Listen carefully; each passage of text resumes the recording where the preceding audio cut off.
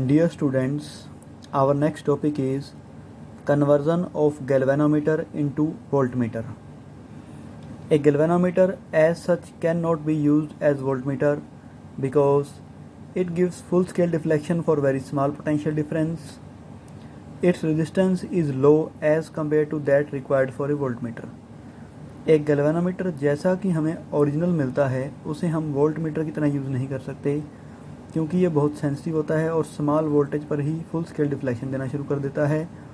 और दूसरी बात, इसकी रेजिस्टेंस जो वोल्टमीटर के लिए रेजिस्टेंस चाहिए उससे कम होती है। To increase the effective resistance of galvanometer, a high resistance is connected in series with galvanometer as shown. Galvanometer की रेजिस्टेंस को बढ़ाने के लिए हम गैल्वेनोमीटर के साथ एक सीरीज रेजिस्टेंस जोड़ देते हैं जिसकी वैल्यू हाई होती है, तो overall resistance of the galvanometer increase हो जाती है। जैसा कि आप डायग्राम में देख सकते हो, ये गैल्वेनोमीटर है, गैल्वेनोमीटर की रेजिस्टेंस है और ये गैल्वेनोमीटर के साथ सीरीज में जुड़ी गई रेजिस्टेंस RS है। n number of division on galvanometer scale, I current for deflection of one division, IG equal to NI equal to current for full scale deflection. ये हम पहले ही पढ़ चुके हैं एमीटर वाले केस में। V maximum is the maximum potential difference to be measured, जिसको हमने जो मैक्सिमम पोटेंशियल डिफरेंस इन दो सरों के बीच में है जिसको हमने इस गैल्वेनोमीटर की हेल्प से मेजर करना है। तो पोटेंशियल V क्या होता है, I इंटू R, बच्चों आपको पता है। I यहाँ पर IG जो current force full scale deflection है और R दोनों की total resistance RG plus RS है। तो V maximum by IG is equal to RG plus RS, या हम कह सकते हैं RS is equal to V maximum by IG minus RG। तो ये इक्वेशन हमें बताती है कि हमें गैल्वेनोमीटर के साथ कितनी रेजिस्टेंस सीरीज में जोड़नी चाहिए।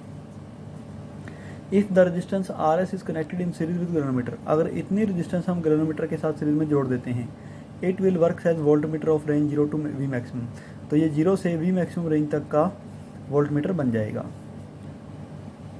Now effective resistance of galvanometer is RG plus RS, और गैल्वेनोमीटर की जो टोटल रेजिस्टेंस हो जाएगी वो RG प्लस RS हो जाएगी, क्योंकि दोनों रेजिस्टेंस सीरीज में जुड़े हुए हैं, इसलिए दोनों का सम सिंपल सम करके हम टोटल रेजिस्टेंस निकाल सकते हैं। Next, current sensitivity. It is given by the deflection of pointer per unit current passing through it. देखो, गैल्वेनोमीटर में से जब करंट जाएगा तो उसका पॉइंटर डिफ्लेक्ट होगा।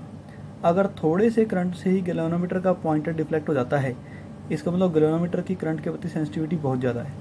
और अगर काफ़ी लार्ज करंट आने पर भी गैल्वेनोमीटर का पॉइंटर डिफ्लेक्ट नहीं होता, अपनी जगह से नहीं हिलता, इसका मतलब गैल्वेनोमीटर उस करंट को डिटेक्ट ही नहीं कर पाया, इसका मतलब गैल्वेनोमीटर सेंसिटिव नहीं है। तो सेंसिटिविटी का मतलब यह है कि वो छोटी सी छोटी वैल्यू को भी वो सेंस कर लेगा, पता लगा लेगा भी करंट आया है या पोटेंशियल डिफरेंस अप्लाई हुआ है।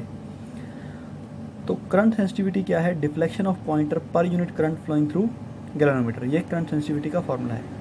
अगर हम इसको सिंबॉलिक फॉर्म में लिखना चाहें तो सिंबॉलिक फॉर्म में हम लिखेंगे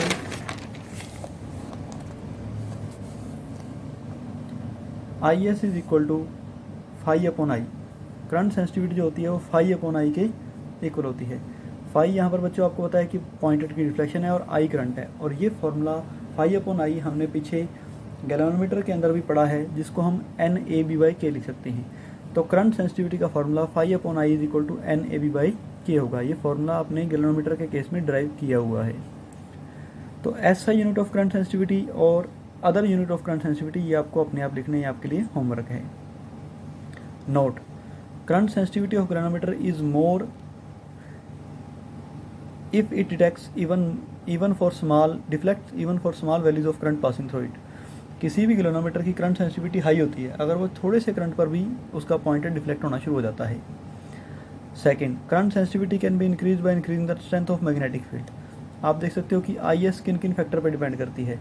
current sensitivity number of turns per depend करती है, एरिया पर डिपेंड करती है, B मैग्नेटिक फील्ड की स्ट्रेंथ पर डिपेंड करती है, और K के इन्वर्सली प्रोपोर्शनल है।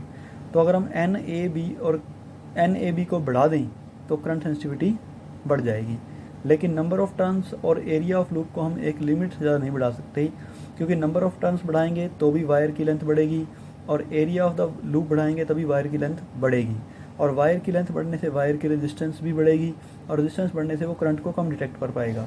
तो इसलिए हम करंट सेंसिटिविटी को बढ़ाने के लिए NAB को बढ़ा तो सकते हैं, लेकिन N और A को हम एक लिमिट से ज़्यादा नहीं बढ़ा सकते। और K जो है, जो आपको पीछे बताया गया था कि ये restoring torque per unit twist होता है, तो अगर हम के की वैल्यू को ज़्यादा रखते हैं तो करंट सेंसिटिविटी कम होगी, और अगर के की वैल्यू को हम कम कर देते हैं तो करंट सेंसिटिविटी की वैल्यू ज़्यादा होगी। तो करंट सेंसिटिविटी को बढ़ाने के लिए हमें के की वैल्यू को कम करना होगा। तो इस तरह से हम करंट सेंसिटिविटी को इंक्रीज़ कर सकते हैं। Thank you.